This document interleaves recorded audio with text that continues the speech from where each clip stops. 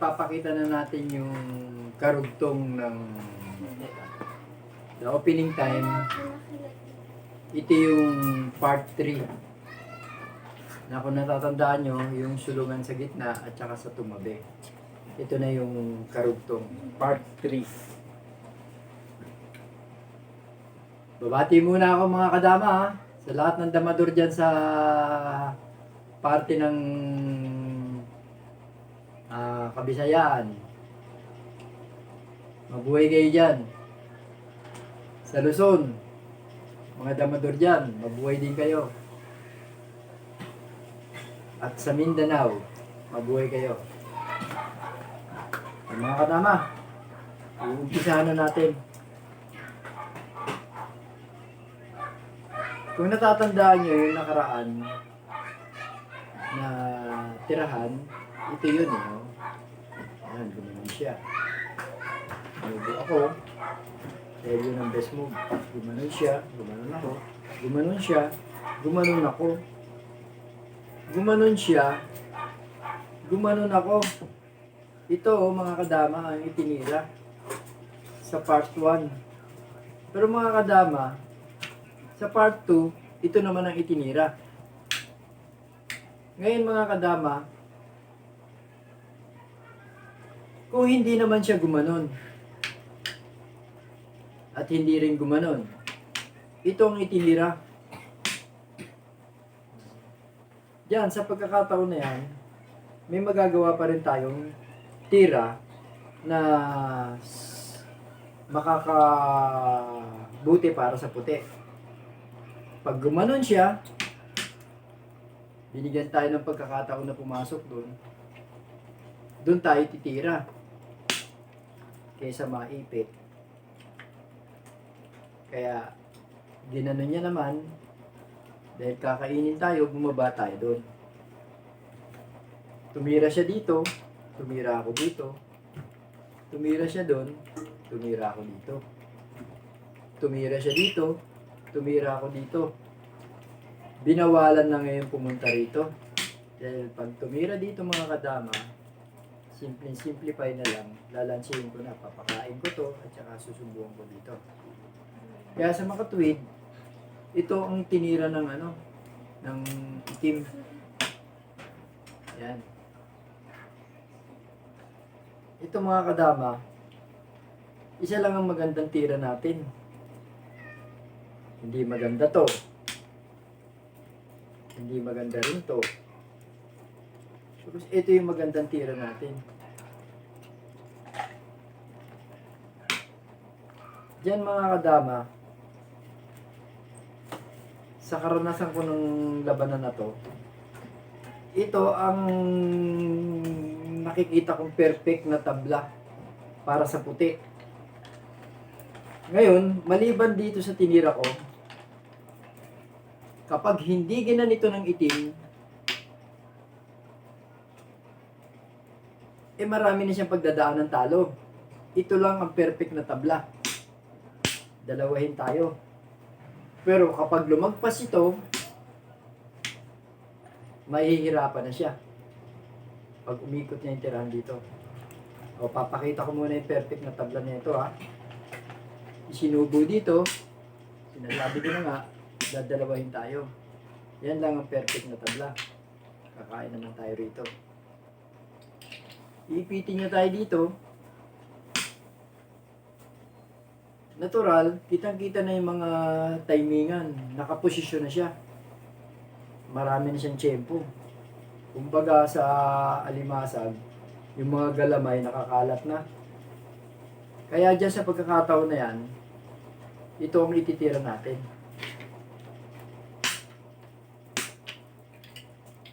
Ngayon, anong posibleng pwedeng itira ng itim? Ito ba?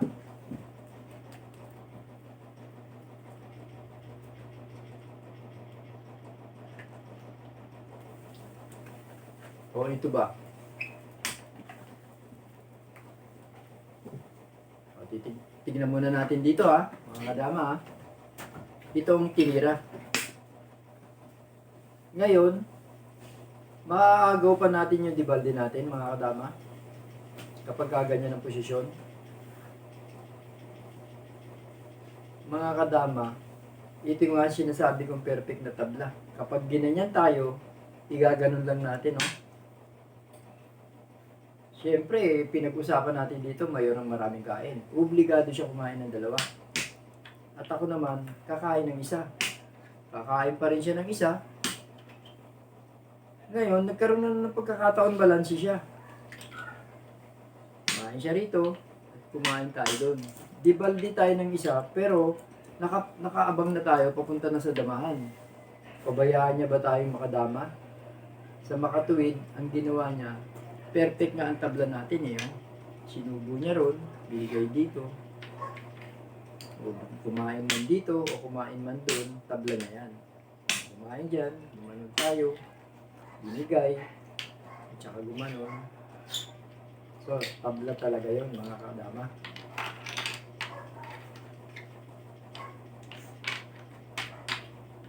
Ayun ang sinasabi ko sa inyo, perfect ang tabla. Pero kung hindi ginawa yon, sinabi ko na maraming tsansa na panalo ang puti. Kung hindi gagawin ng itim yon, mas maraming lamang ang puti at mas maraming pagdadaanan na talo ang itim. Tingnan natin.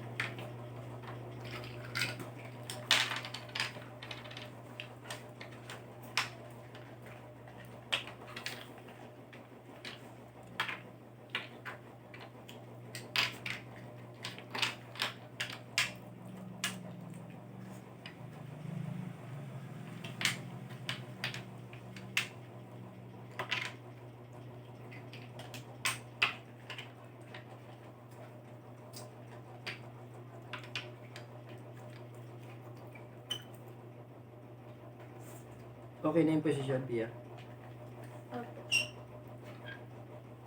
O, ito ha, mga kadama ha. Ulitin natin ha. Gumanon, gumanon, sumubo. Gumanon, gumanon, gumanon. Gumanon. Hindi, gumanon. Gumanon tayo. Hindi gumanon. At hindi rin gumanon. Ito nga ang itinira. Kaya nagkaroon tayo ng pagkakataon pumasok doon. Gumanon siya. Gumanon tayo. Gumanon siya. Gumanon tayo.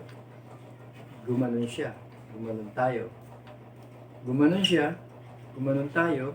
Bawal na to. Kaya ito ang tinira niya. Gumanon tayo. Di ba sinasabi ko nga, ito yung tablahan na eksakto para sa itim. Ngayon, hindi yan ang ginawa niya. Umiba siya ng tira. Titingnan natin kung sa ibang tira na yan, kung lalamang tayo o makakakuha pa tayo ng panalo. Halimbawa, hindi niya tayo dinalawa. At ito ang tinira niya. Agad siyang tumabi. Mga kadama, simplify. Ito lang ititira natin, no? Lamang na tayo. Pag ito ang itinira niya, pwede na tayong manalo, mga kadama, oh. Yan ang tinatawag na lanse. Oh, mga kadama, paano ba malalanse? Ito, ibibigay mo to. So, choices niya kumain, mamili kahit saan. Kung dito siya kakain, simplify, igagano na lang natin, ubos na yung pitya niya. Kakain dito, mauubos na pa ganon. Ngayon mga kadama, hindi kumain doon, kumain dito. Sa makatuwid, ito na lang yung option niya na kumain para doon kasi talo na. Eh dito na lang. Kung kumain naman dyan, bibigay muna natin to bago natin siya padalawahin. Tignan niyo mga kadama, oh. 1, 2, 3, dumama tayo. Ngayon, nasukol na yung mga pitya niya. Bawal pumunta rito. Bawal pumunta rito. Sa makatuwid, nakokontrol na yung mga pitya niya kasi bukod, di baldi nga tayo na isa, meron naman tayong dama. Kaya ang ginawa niya, sumubo na lang siya. Eh kung dito naman, nakawin ko lang. Kaya sumubo na lang siya. Pwedeng umatras at pwedeng umabante. Siguro umabante na siya dahil wala nang choice eh.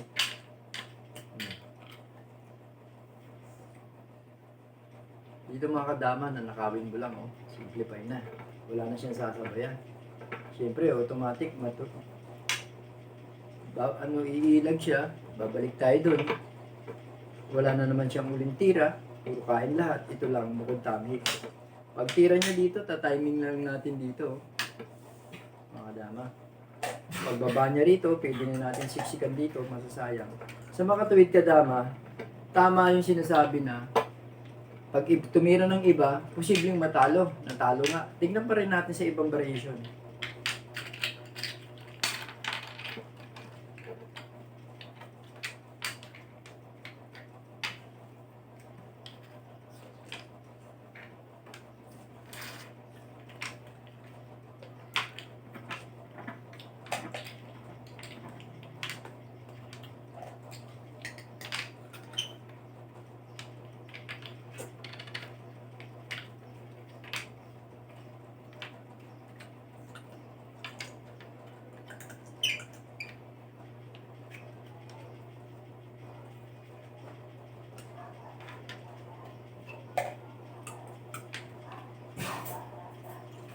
Ito mga kadama, no?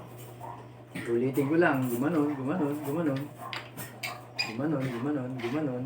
Gumanon, gumanon, gumanon. Gumanon. Pumasok tayo doon. Gumanon siya. Gumanon tayo. Gumanon siya. Gumanon tayo. Gumanon siya. Gumanon tayo. Gumanon siya. Gumanon tayo. Gumanon siya. Gumanon tayo. Hindi na naman sinubo para sa perfect na tabla. Ang ginawa niya naman, is gumanon lang. Na nagkaroon na tayo ng pagkakataon na hindi tayo madalawa. Tinakpan ko lang.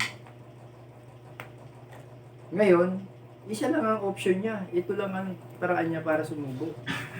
Wala na siyang ibang tira. Kung dito naman, gaganti tayo. Di ba? Di din doon. Ito lang ang paraan niya. Ayan, mga kadama. Tayo naman, ang titira natin dito, sa palagay ko, ito na. Siya, pag dito, simplify lang mga kadama, isusubo mo lang to, maghahabol na siya sa tabla. Ngayon, dalawa na lang ang pagpipilian. Kung hindi ito, ito. Then ito, lamang na tayo. Ito man o ito, ang ititira, pwede na natin siyang ganunin. Ito ang itinira.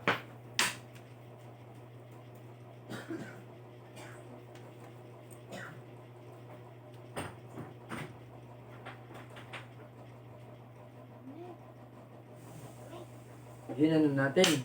Gumanon siya. Kumain tayo doon. Kumain naman siya doon. Ngayon, wala tayong ibang ititirang na maganda.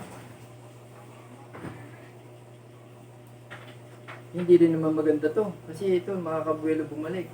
Kaya ito, para takutin. Kukunin natin siya yung isa niya. Ngayon, ang ginawa niya, kinontrol niya lang na gano'n. May lansi kaya?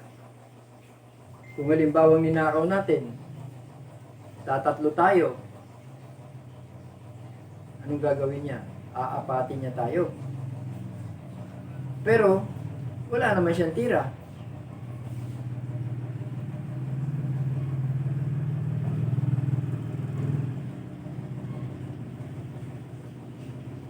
Subukan nga natin, sinayang. Ano ang tira niya para maapat tayo?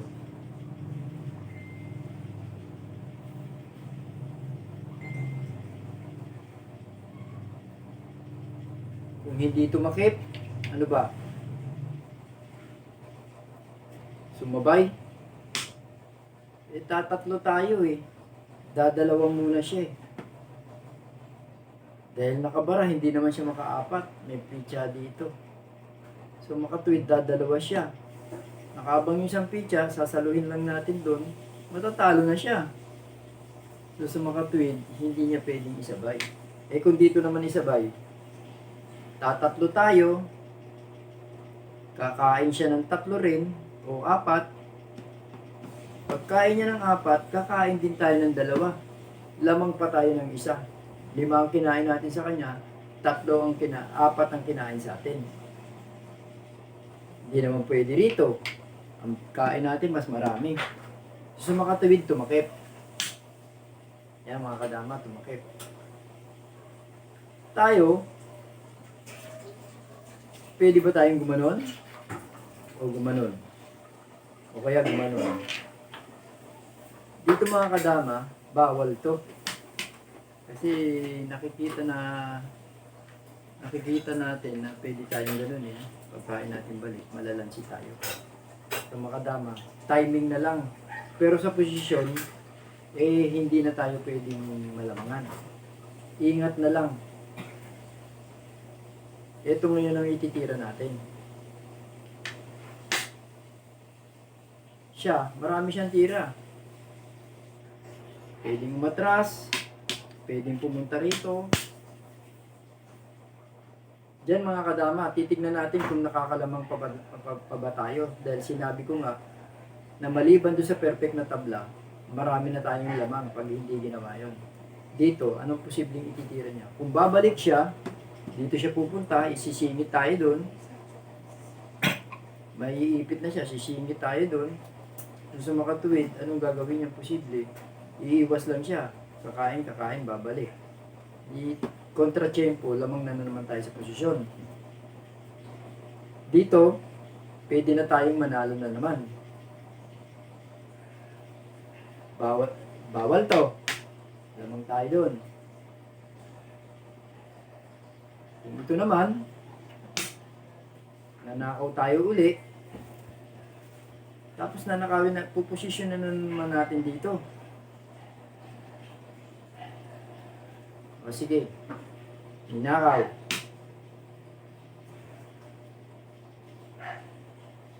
Anong posibleng ititira niya? Gaganon? Siyempre, kakain tayo dun. Pag atras niya, kakain tayo dito, kakain siyang balik. Nanakawin ko natin uli. Kumain dun. Gumanon. Bawal dito, dahil dalawa. Kumain tayo dun, kumain siya ron. Kumain dito, kumain siya ron. So makatuwid, gusto na natin siyang nakawan uli ng isang pitya.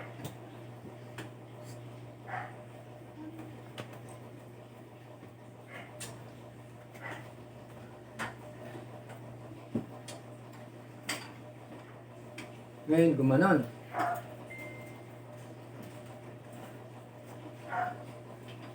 Ninakaw natin. May sabay ba? Wala. Gumanon. Gumanon siya. Gumanon tayo. Bawal siya rito. So, dito lang siya. Gumanon tayo. Gumanon siya.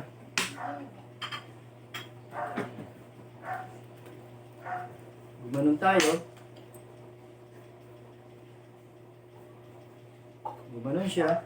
Matras tayo dito. Kumain siya doon.